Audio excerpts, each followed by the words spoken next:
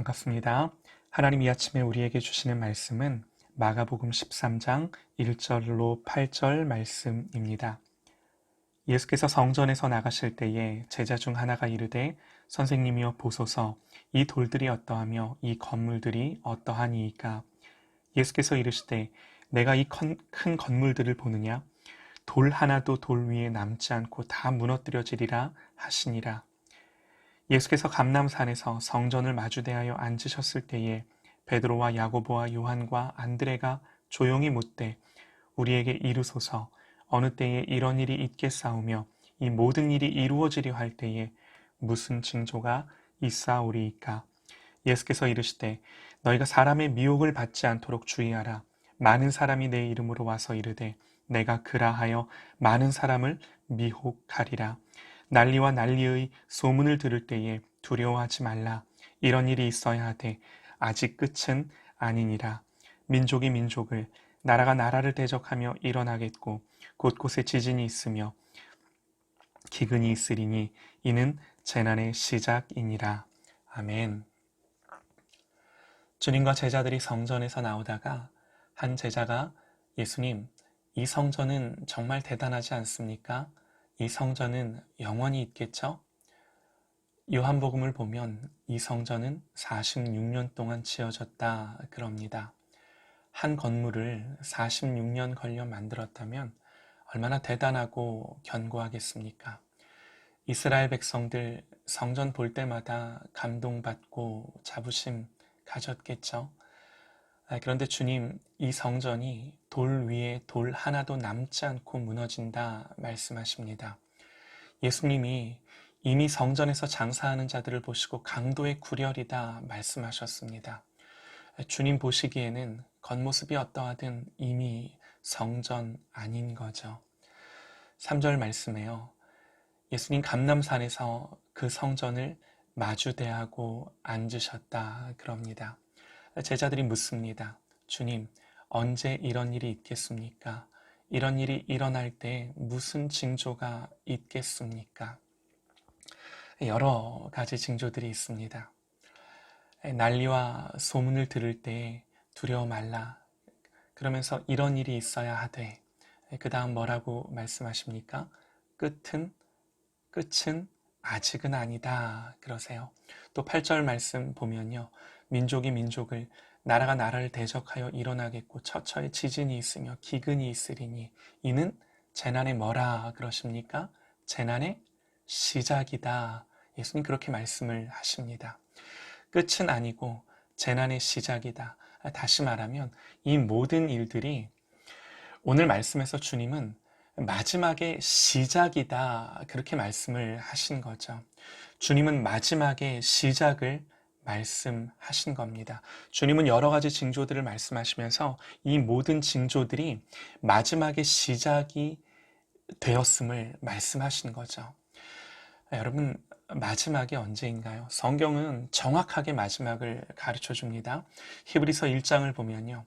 옛적의 선지자들을 통하여 여러 부분과 여러 모양으로 우리 조상들에게 말씀하신 하나님이 이 모든 날 마지막에는 아들을 통하여 우리에게 말씀하셨으니 그럽니다.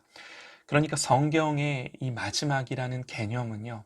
예수님이 오셨을 때가 마지막이 시작된 거예요. 그리고 오늘 예수님이 그 마지막이 시작된 징조들을 말씀하신 겁니다. 그러니까 이 징조들은 과거에도 있었습니다. 예수님 때에도 있었고요. 어느 때에나 있을 수 있는 징조들인 거죠. 그러나 이 징조들은요, 예수님이 가까이 올 때에 가까워 올수록 그 징조의 빈도가 잦아지고 스케일이 커지다가 그래서 클라이막스가 뭐냐면 마지막이 시작됐고 마지막이 끝날 때에는 이 지구상에 전에도 없었고 앞으로도 없을 창세 이래로 없었던 환란이 옵니다. 우리가 마가복음 13장을 계속해서 읽어가다 보면 19절에요. 창세 이후로 없었던 커다란 환란을 말씀하는데 하나님께서 창조하신 시초부터 지금까지 이런 환란이 없었고 후에도 없으리라 이렇게 성경이 말씀을 합니다. 그리고 그 환란이 있은 후에 주님 오신다. 성경은 이렇게 기록을 합니다. 사랑하는 여러분, 오늘 이 시대를 보시면요. 그야말로 재앙과 재난이 세계적이에요. 전염병이든 자연재해든 전쟁이든 기후든 그야말로 세계적입니다. 지금까지 역사 속에서 있었던 스케일보다 훨씬 큽니다. 전 지구적인 환란이 시작됐고요. 앞으로도 더욱 거세질 것을 누구라도 예측합니다. 여러분, 앞으로 이런 것들이 줄어들 것이다, 이렇게 말하는 사람 아무도 없습니다. 말씀이 명백하고 정확합니다. 우리는 이때 무엇을 할 것인가? 우리는 오늘 주님처럼, 주님이 감람산에 올라 성전을 마주대하시고 그 성전을 보신 것처럼 이 시대의 교회를, 세상을 바라보기 원합니다.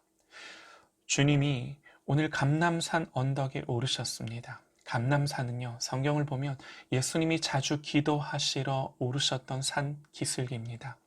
누가복음 22장을 보면 예수께서 나가사 습관을 따라 감람산에 가심에 제자들도 따라갔더니 그곳의 이름에 그들에게 이르되 그러므로 유혹에 빠지지 않게 기도하라 하시고, 예수님 그곳에서 우리가 잘 아는 것처럼 땀이 땅에 떨어지는 핏방울 같이 되도록 기도하셨던 곳이 이곳 감람산입니다.